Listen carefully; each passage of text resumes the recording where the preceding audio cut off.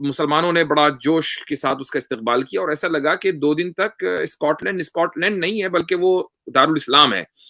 لیکن اس کے بعد حقائق سامنے آنے لگے کہ کس طریقے سے حمزہ یوسف نے ہم جنس پرستی کی حمایت کی ہے، اور نہ صرف یہ کہ حمایت کی ہے ان کے حقوق کی، ہم جنس پرستوں کی، بلکہ یہ کہا ہے کہ میں اسکرپچر کو تو چینج نہیں کر سکتا لیکن میرے نزدیک ہم جنس پرستی گناہ نہیں ہے.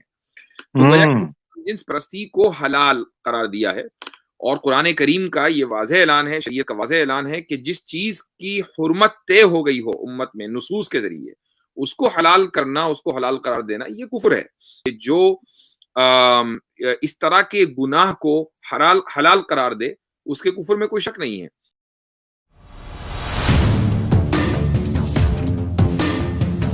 میں اصل میں تھوڑا سا ایکسپلین کر دوں کہ کیا چل رہا ہے. ایکچولی آج ایک بڑی شدید جنگ سٹارٹ ہوئی ہے ٹویٹر پہ، شاید آپ کی نظر سے گزری ہو، شاید نہ گزری ہو.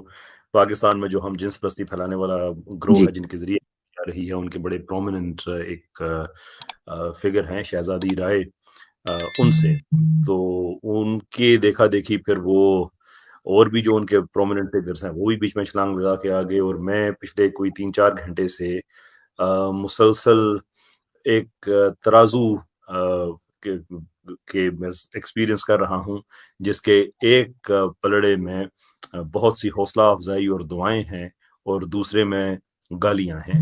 تو کبھی یہ پلڑا نیچے ہو جاتا ہے، کبھی یہ نیچے ہو جاتا ہے. تو ابھی میں وہ ٹویٹر پہ ساتھ وہ دوسرے کہ کیا بنے گا، کیا ہوگا، یہ وہ میں اس پہ تھوڑا سا وہ میں لگا ہوا تھا. تو اس لیے میں تھوڑا سا اس پہ آف تھا. بھائی آگے بڑھنے سے پہلے سوری ٹو انٹرپٹ یو. یہ جو آپ نے بات کہی ہے کہ ہم جنس پرستی کا ایک مسئلہ پاکستان میں چل رہا ہے، اور اس کے تعلق سے آپ ٹویٹر پر بزی ہیں، ایک وہاں گویا کہ مجادلے کی ایک کیفیت ہے.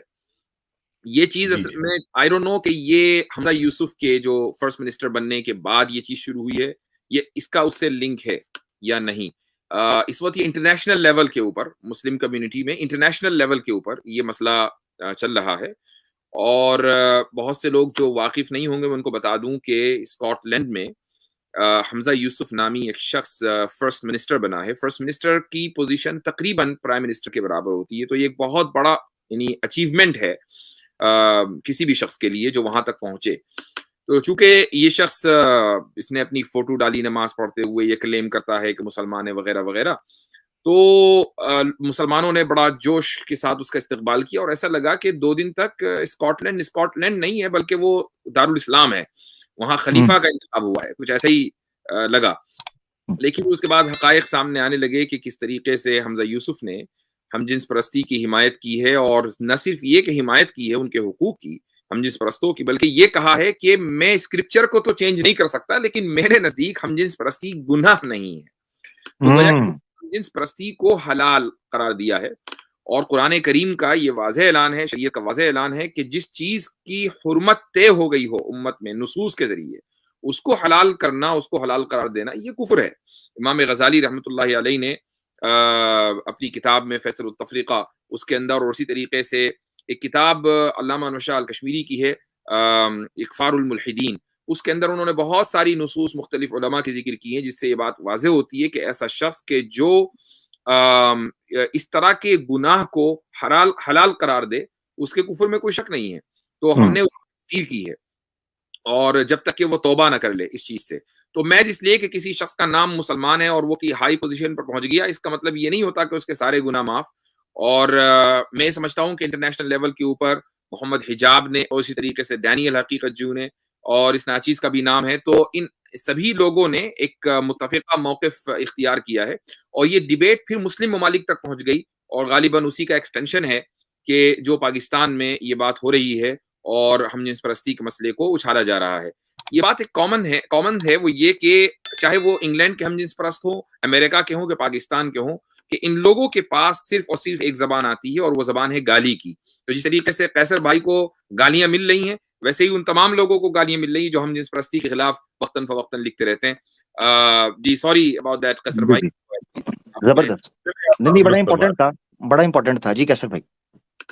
بالکل درست فرما رہے ہیں. میں یہ ہمارے پاکستان میں ایکچولی ہم نے تو اب چونکہ پبلکلی اویلیبل انفارمیشن ہے، ہم نے خود اس پہ بہت سے لیکچرز بھی ہوئے، پبلک گیدرنگز بھی ہوئیں، ویڈیو پوڈ کاسٹ میں بھی یہ بات ہم بتا چکے ہیں. سو دیر از نو ہارم ناؤ. الگا نام کی ایک تنظیم ہے جو کہ دنیا میں ہم جنس پرستی پھیلانے میں بہت کام کر رہی ہے. تو انہوں نے وہ ہر ملک کی اپنی رپورٹ وہ پبلش کرتے ہیں کہ ہم نے کس ملک میں کیا کیا ابھی تک ہماری اچیومنٹس ہیں اور ہماری اسٹریٹجی کیا ہے. تو شاید وہ ڈونیشنز وغیرہ کے لیے کرتے ہوں تو وہ رپورٹ انہیں پبلک کرنی پڑتی ہے. لیکن عام طور پہ چونکہ پاکستان میں انگلش اور ویب سائٹ اور اس طرح کی چیزیں سے لوگ ابھی لارج لے نہیں ہیں تو وہ بڑے کمفرٹیبل تھے کہ بس ٹھیک ہے کہ ہم نے ڈونیشنز کے لیے شاید کر دیا ہو لیکن عام عوام میں یہ بات پھیلے گی نہیں. تو وہ ہمارے کچھ دوست ہیں آئی تھنک شروع میں شعور.pk والوں کے ہاتھ وہ آئی اور اس کے بعد پھر اس کو میں نے پڑھا, یوتھ کلب والوں نے پڑھا اور بہت سے لوگوں نے پڑھا. تو وہ ہم تو حیران رہ گئے کہ پوری ان کی اسٹریٹجی وہاں پہ لکھی کہ کس طرح سے جو خواجہ سرا کمیونٹی ہے اس کے ہم پیچھے چھپ کے پاکستان میں ہم جنس پرستی کا ہم پھیلاتے ہیں. جتنی بھی یہ تنظیمیں ہیں یہ ساری جڑی ہوئی ہیں عورت مارچ سے, جو بڑا مشہور کہیں یا بدنام کہیں, جو ہر سال مارچ کے مہینے میں ہوتا ہے, ابھی بھی ہوا ہے. یہ ساری اس سے جڑی ہوئی ہیں اور عورت مارچ جو ہے یہ بذات خود LGBTQ والوں کا ایک انیشیٹو ہے. تو یہ سارا ان کو پبلکلی اکنالج کر رہے ہیں. تو پھر اس کے بعد جب فردر انویسٹیگیشن کی, پھر برٹش گورنمنٹ کی انوالومنٹ دیکھی, ہوم آفس کی, کہ وہ کیسے عورت مارچ کو کر رہے ہیں. اور ان کی خواجہ سراؤں کی ہے مورت مارچ. تو یہ دو پاکستان میں میجر انیشیٹوز ہیں, ایک مورت مارچ ہے اور ایک عورت مارچ ہے. اور یہ پھر ہم جیسے جیسے انویسٹیگیشن کرتے گئے ہم آنکھیں کھل گئی ہماری کہ کس طرح سے ان لوگوں کو امپاور کیا جاتا ہے. پھر کچھ فنڈنگ وغیرہ کی باتیں بھی ہمیں پتہ چلیں گے کہاں سے آتی ہیں, وہ تو ہم اسپیسیفائی نہیں کر سکتے کہ وہ پیسہ کہاں گیا. لیکن میں نے آج شہزادی رائے سے صرف ایک بات کہی, اور وہ بھی شہزادی رائے کا کہ وہ کسی رمضان کی ٹرانسمیشن میں ان کو بلایا گیا. تو میں نے ان جو ٹی وی چینل ہے میں نے ان کو ٹویٹ کی کہ یہ دین کو گالی دینے کے مترادف ہے کہ جو لوگ اسلام کے قطعی حکم کے خلاف آپریٹ کر رہے ہیں, ہم جنس پرستی کو پروموٹ نہیں کر رہے ہیں, آپ ان کو رمضان کی ایک مقدس ٹرانسمیشن ہے آپ اس میں ان کو بلا رہے ہیں, یہ ٹھیک نہیں ہے. تو اس پہ ان کا وہ رسپانس کہ آپ بڑے پتہ نہیں ایسے ہیں اور آپ کا لیول یہ ہے اور وہ ہے. تو وہاں سے پھر ایک جنگ چھڑ گئی. میں نے ان سے صرف ایک چیز کہی, صرف ایک چیز, بھائی آپ جو بھی کہیں سر آنکھوں پہ, میں اپنی پوزیشن کلیئر کرتا ہوں کہ ہم جنس پرستی شریعت اسلامی اور قانون پاکستان کے تحت جرم ہے اور جو بھی اس کو فروغ دیتا ہے وہ مجرم ہے. میری پوزیشن کلیئر ہو گئی, آپ اپنی کر دیں. اس کے بعد گالیوں کا تانتا شروع ہو گیا. اور آج میں کسی کو گالی نہیں دیتا, لیکن آج میں نے کسی کا یعنی کہ میں نے جسے کہتے ہیں کہ ایسا نہیں کیا کہ چلے اس بات کو چھوڑیں, کیونکہ اس بات کو میں چھوڑ نہیں سکتا. تو ایک ٹرینڈ بھی چل گیا ٹویٹر پہ, ایک ہیش ٹیگ بھی بن گیا کہ شہزادی رائے ہم جنس پرستی پہ اپنی پوزیشن واضح کرو. اور وہ بھی تک وہ سلسلہ جاری ہے, اور وہ ایک لفظ بھی کنڈمنیشن کا ادھر سے نہیں آیا کہ ہاں ہم جنس پرستی کے خلاف ہیں یا ہم اس کو ٹھیک نہیں سمجھتے یا ہم شریعت کے ساتھ ہیں. تو وہ بس مسئلہ بڑھتے وہ کافی پھیل گیا. لیکن اچھا ہوا, بہت اچھا ہوا کہ رمضان کے مہینے کی برکت میں کہوں گا کہ اللہ تعالیٰ نے یہ کرم کیا کہ شاید یہ کام پبلک کو ہمیں کنونس کرنے میں شاید کئی مہینے لگ جاتے, جو آج 2-4 گھنٹوں کے اندر ہو گیا. ایون ان کے عام لوگ بھی ان کو ٹویٹ کر رہے ہیں کہ ساری آپ کی عزت احترام اپنی جگہ پہ, لیکن ہم جنس پرستی والی بات تو کچھ کریں. کسی نے کہا کیسر پہ کہ پاکستان میں سائبر کرائم لاز بہت سخت ہیں, بہت ہی سخت ہیں. تو میں نے ان کی ٹویٹ میں کہا جی یہ بڑا اچھا آئیڈیا ہے, مجھ پہ کیس کریں تاکہ میں سارے ڈاکومنٹس لے کے میں عدالت جاؤں. وہاں پہ وہ سارا آپ کی الگا کی رپورٹس بھی دکھائیں, آپ کی جتنی ٹریسیبلٹی ہے وہ پورے کا پورا ڈیٹا ہمارے پاس پڑا ہوا ہے, وہ ہم دکھائیں دنیا کو, اور عدالت میں تو ویسے پبلک ریکارڈ کا حصہ بن جاتا ہے. تو یہ بیسکلی ایک ڈیولپمنٹ آج ہوئی ہے. تو الحمدللہ انہی نے بس ہمارا کام کر دیا, ہمیں تو بڑی محنت کرنی پڑتی. وہ خود ہی انہوں نے اپنی خاموشی اختیار کر کے خود کو آیا کر دیا. کہتے ہیں نا خاموشی بھی بولتی ہے, آج بولی ہے. آپ کو حیرت ہوگی, شاید آپ کے علم میں بھی یہ بات آئی ہو کہ اسی رمضان میں کینیڈین گورنمنٹ اور آسٹریلین گورنمنٹ, ان دونوں گورنمنٹس نے LGBT افطار اسپانسر کیا ہے. جی جی, یعنی باقاعدہ وہ اپنے یہاں LGBT افطار جو ہے وہ آرگنائز کر رہے ہیں, اس میں سو کالڈ مسلم LGBTs کو دعوت دی جا رہی ہے اور جتنے بھی لوگ جو الگ الگ نظریات رکھتے ہیں. تو مسئلہ یہ کہ اس وقت بات NGOs کی نہیں بلکہ ڈائریکٹ گورنمنٹس انوالو ہیں. تو اگر ان کے بینر کے اوپر ان کی منسٹری کے لوگو ہیں تو اس سے آپ اندازہ لگائیے کہ کس سطح کے اوپر مسلمانوں کو اور ان کے ذہنوں کو کرپٹ کرنے کا کام چل رہا ہے. اس بات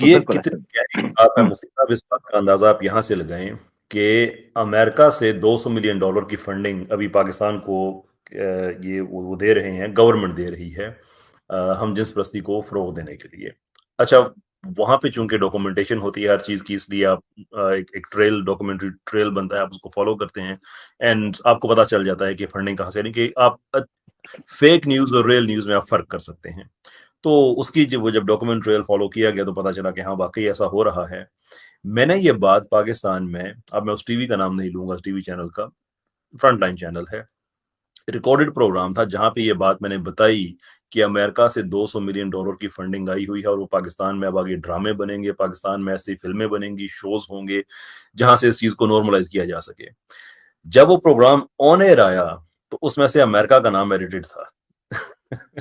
آپ اندازہ کریں کہ بھائی میں کہہ رہا ہوں, کہہ رہے آپ کی ایڈیٹوریل پالیسی تو نہیں ہے, آپ نہیں کہنا چاہتے, آپ نے تو نہیں کہا, لیکن میرے الفاظ کی ذمہ داری تو مجھ پہ ہے, لیکن امریکہ کا نام نہیں آنا چاہیے, بات میری ہے, لیکن انہوں نے وہ ایڈٹ کر کے وہ حصہ ہی بیچ میں سے حذف کر کے باقی پروگرام چلا دیا. یہاں تک ان کے پنجے ہیں. کیسر بھائی جزاک اللہ, مفتی صاحب جزاک اللہ. امریکہ کا نام تو سر عمران خان لے تو وہ بیٹھے ہوئے تھے عمر بھائی, آپ بھی کہہ رہے ہوں گے کہ واقعی نہیں نوکیا نہیں 33 نہیں ہوتا ہے.